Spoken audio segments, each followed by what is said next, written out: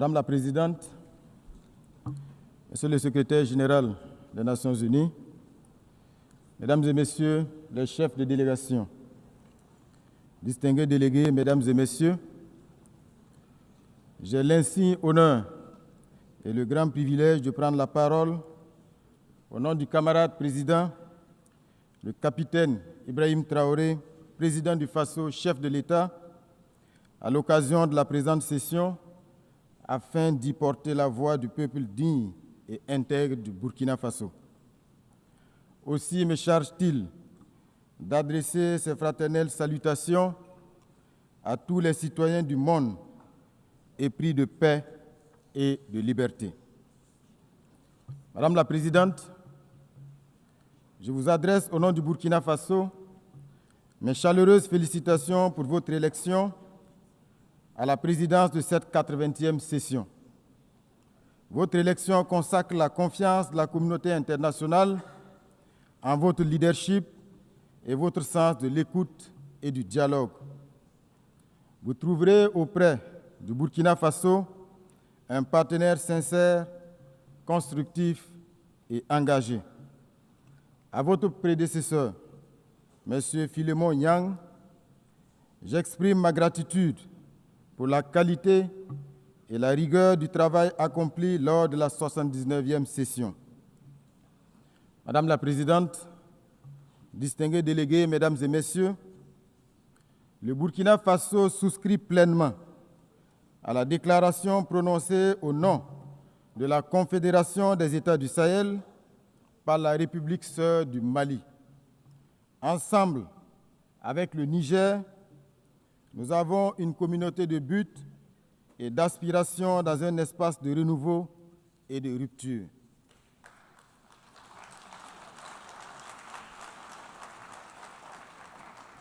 Monsieur le Secrétaire général, le Burkina Faso tient à saluer l'apport du système des Nations Unies et de ses partenaires dans notre quête commune de stabilité et de prospérité.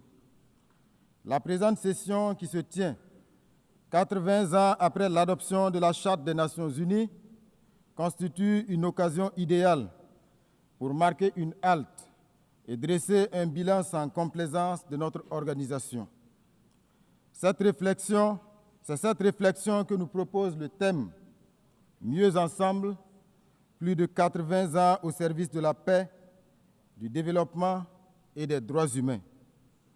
S'il s'inscrit dans la perspective de renouvellement de notre engagement mutuel en faveur d'un monde davantage porté sur l'équité et la justice et d'un multilatéralisme plus efficace, ce thème traduit bien la démarche idéale qui devrait guider chaque nation, chaque regroupement sous-régional, régional et international.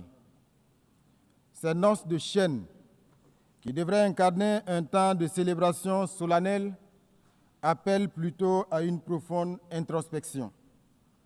Le bilan des 8 décennies des Nations Unies, loin de susciter l'allégresse, s'apparente davantage à un fiasco embarrassant, une désillusion collective et un échec structurel. Puisque le devoir de vérité nous y invite, nous devrons reconnaître avec humilité que quoique le tableau global présente quelques acquis, celui-ci reste négativement marqué par 8 décennies d'optimisme durement éprouvé, 8 décennies d'espoir déçus, 8 décennies de rêves brisés, bref, 8 décennies de rendez-vous cruciaux manqués. C'est malheureusement l'image obscure d'une ONU que beaucoup de nos dévanciers de 1945, s'ils vivaient encore, auraient eu du mal à accepter. Il est donc difficile de se réjouir face à un bilan aussi mitigé. Comment comprendre que l'Afrique, berceau de l'humanité et foyer de tant de conflits, représentant plus d'1 milliard d'êtres humains, demeure exclue des instances décisionnelles du Conseil de sécurité?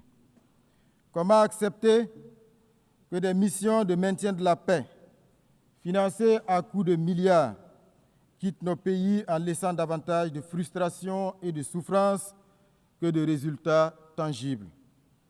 Les causes de ce naufrage collectif sont pourtant bien connues de tous, notamment des États membres eux-mêmes, qui, durant des décennies, ont, dans le cadre de l'Assemblée générale, consacré leurs énergies à défendre des causes nobles et à proposer des réformes réalistes sans obtenir gain de cause.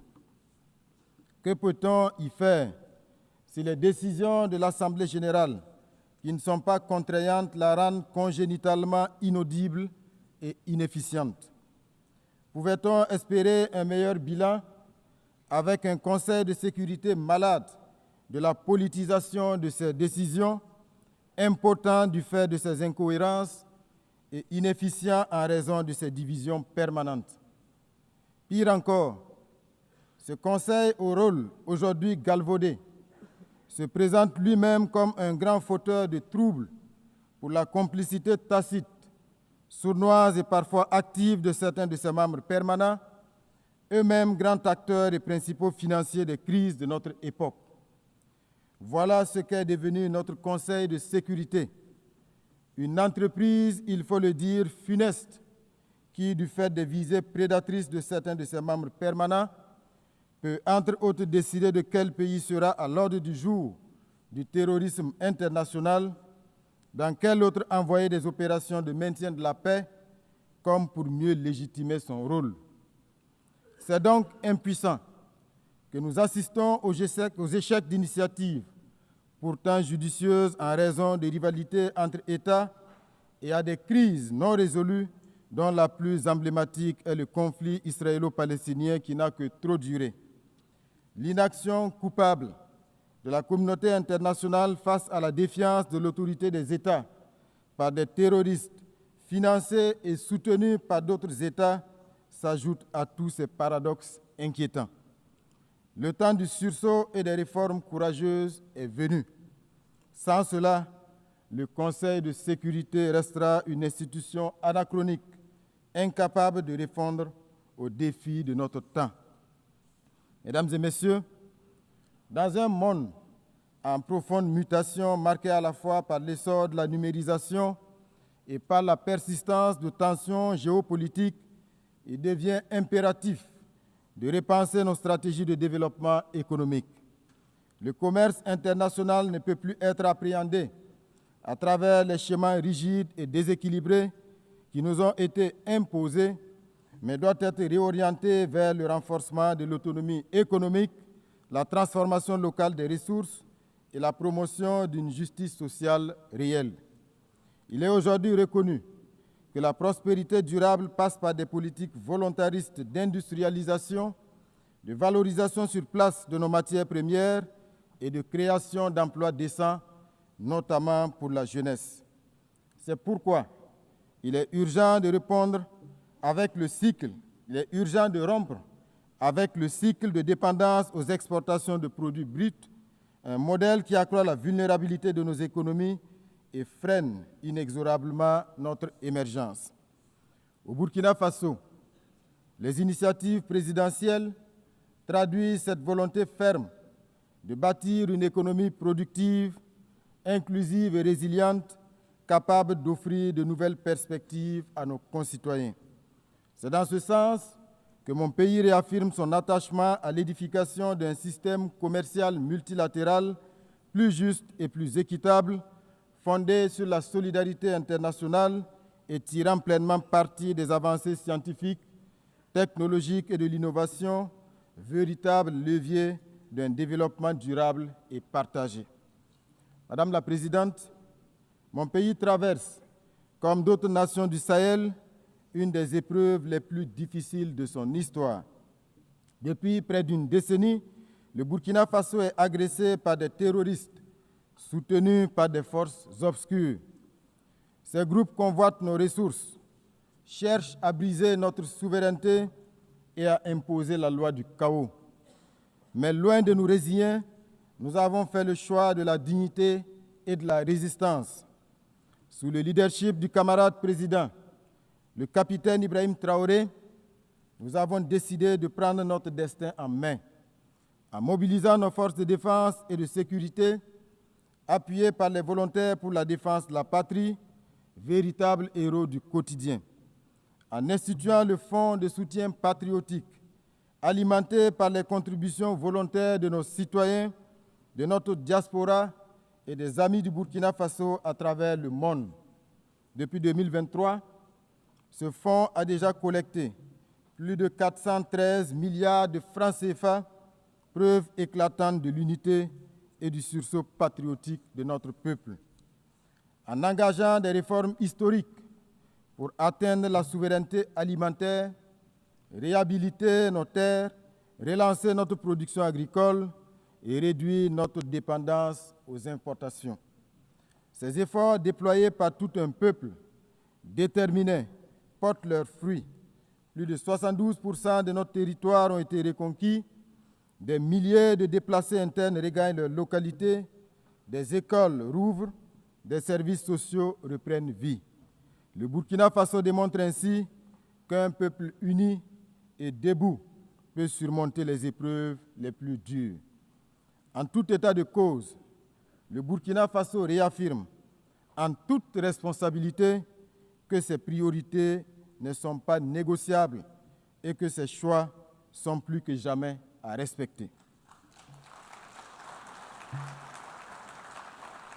Mesdames et messieurs, nous inscrivons notre action dans le sens des vertus de la solidarité et de l'unité avec la conviction profonde qu'un peuple rassemblé autour d'un idéal commun peut accomplir de grandes choses.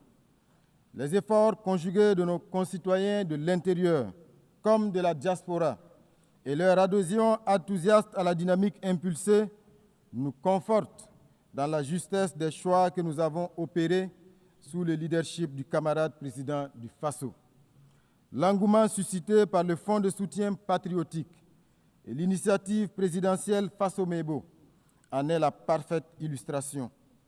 Institué en 2023, en appui au plan d'action pour la stabilisation et le développement, le Fonds de soutien patriotique a pour vocation de mobiliser de manière endogène des ressources nationales supplémentaires afin de renforcer nos capacités de défense et d'investissement stratégique. Ce fonds a suscité une adhésion massive tant à l'intérieur du pays qu'au sein de notre diaspora. Madame la Présidente, la poursuite méthodique de nos réformes nous permet de saluer aujourd'hui des avancées majeures en matière de gouvernance économique, meilleure maîtrise des dépenses publiques, gestion optimisée des ressources humaines de l'État, rationalisation des charges institutionnelles et maintien d'un endettement viable. Ces efforts sont également perceptibles dans la redistribution plus équitable des richesses nationales afin que les ressources abondantes de notre territoire profitent pleinement aux citoyens qui œuvrent à l'essor du pays et non à quelques intérêts extérieurs ou à leur relais interne. Malgré les difficultés inhérentes à la crise sécuritaire et humanitaire, les actions gouvernementales couvrant l'ensemble des secteurs de développement socio-économique enregistrent des succès notables. Mesdames et messieurs, c'est pourquoi nous nous étonnons des postures condescendantes de certaines agences onusiennes qui s'autorisent à s'immiscer dans notre débat national à travers des narratifs biaisés et déconnectés des réalités du terrain. Nous rejetons avec fermeté le rapport intitulé « Les enfants et le conflit armé au Burkina Faso », émaillé de contre-vérités et dont l'intitulé même relève d'une manipulation sémantique. Je voudrais, à cette occasion, saluer le courage de nos forces combattantes et rendre hommage aux martyrs civils et militaires tombés sur le champ d'honneur pour la défense de notre souveraineté.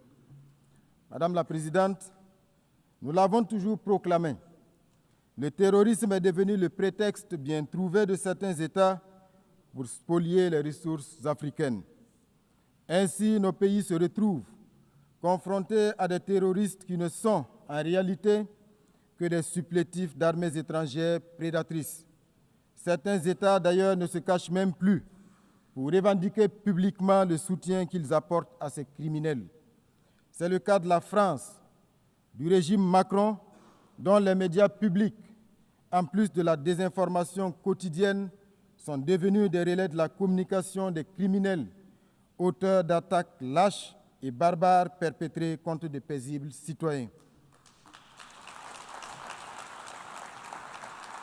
À ce sujet, nous renouvelons notre appel quant à la suite réservé à l'adresse du 20 août 2024 par les États membres de la Confédération des États du Sahel au Conseil de sécurité et qui demeure à ce jour sans réponse. Ce silence persistant ajoute au discrédit de l'institution et laisse planer le doute sur une complaisance implicite.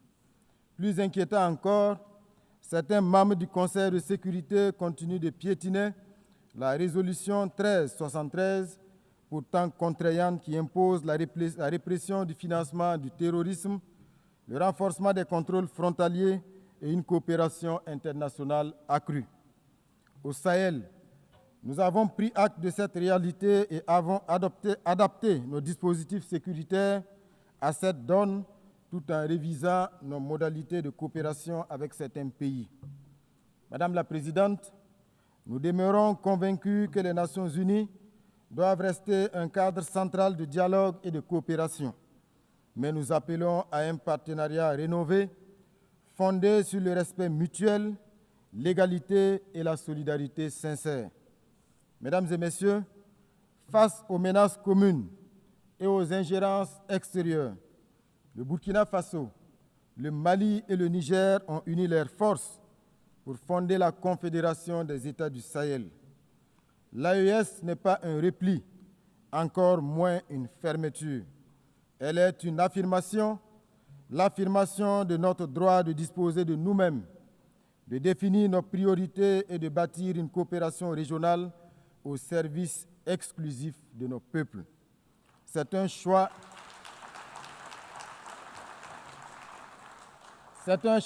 de dignité. C'est le refus d'un système où nos pays servaient trop souvent de terrain de manœuvre pour des agendas extérieurs. C'est la volonté d'être acteur principal de notre histoire et d'écrire nous-mêmes l'avenir de nos enfants. L'AES s'inscrit dans la continuité du combat de figures panafricanistes telles que Thomas Sankara, Patrice Lumumba ou Kwame Nkrumah.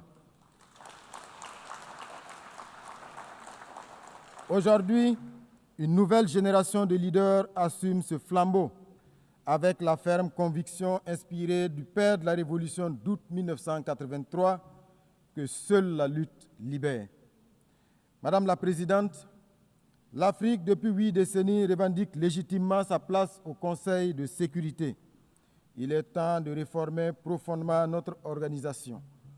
Plus concrètement, il s'agit de mettre en œuvre une réforme courageuse du Conseil de sécurité, en accordant à l'Afrique une représentation permanente, d'améliorer la gestion des ressources pour rendre l'ONU plus efficace et plus proche des peuples qu'elle prétend servir, de s'attaquer avec fermeté aux causes structurelles de l'injustice internationale, qu'il s'agisse du terrorisme instrumentalisé, du blocus de Cuba, des sanctions contre le Venezuela, la Russie, l'Iran, le Nicaragua ou de l'impasse du conflit israélo-palestinien. Le Burkina Faso souscrit à la vision de la Chine sur la communauté d'avenir partagée.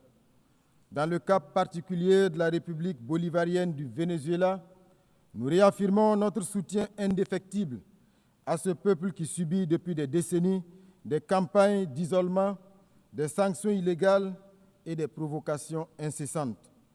Face à cette ingérence flagrante dans les affaires souveraines d'une nation et cette agression économique aux conséquences humanitaires désastreuses, nous exprimons notre solidarité avec ce pays qui résiste avec dignité pour préserver son droit de choisir son propre destin sans ultimatum ni dictat étranger. Nous appelons donc à la raison et à la diplomatie pour que cesse toute action hostile contre le Venezuela. Monsieur le secrétaire général, je voudrais à présent m'adresser à vous. Il est vraiment temps pour notre organisation de changer de paradigme, car l'ONU se retrouve aujourd'hui dans la même situation que la défunte Société des Nations. Elle est incapable d'imposer sa voix et faire respecter ses propres principes, incapable de faire appliquer ses décisions et résolutions aux puissants, incapable de faire respecter le droit international, incapable de régler les multiples conflits et incapable d'évoluer et de se mettre au niveau des défis actuels. Monsieur le secrétaire général, vous avez une belle occasion de rentrer dans l'histoire en prenant vos responsabilités pour une transformation en profondeur de cette organisation qui a suscité à sa création tant d'espoir. Vous avez le soutien ferme de millions de citoyens du monde pour faire de cette organisation un véritable garant de la paix et de la sécurité dans le monde et non un instrument de domination aux mains des forts du moment. Malgré les pressions diverses et les enjeux de pouvoir, nous vous savons assez ingénieux pour affranchir l'Organisation des Nations Unies et la placer à la hauteur de nos ambitions communes.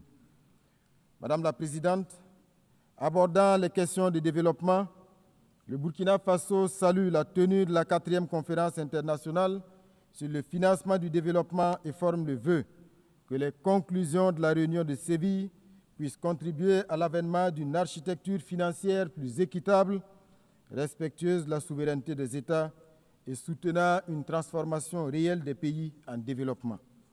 Dans la même veine, il demeure impérieux de s'attaquer aux facteurs qui constituent un frein à la pleine réalisation des objectifs de développement durable censés transformer positivement notre monde sous l'égide des Nations Unies.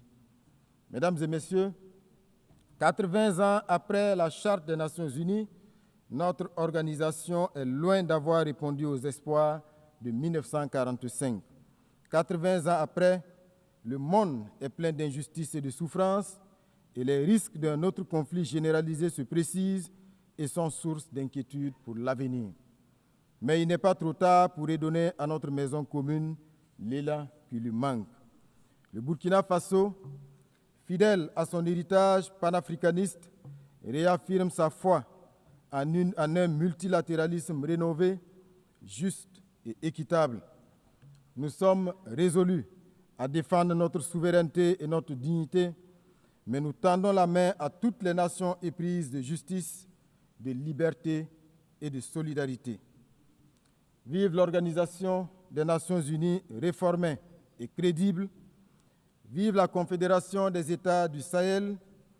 Vive le Burkina Faso digne, souverain et debout. La patrie ou la mort, nous vaincrons. Je vous remercie.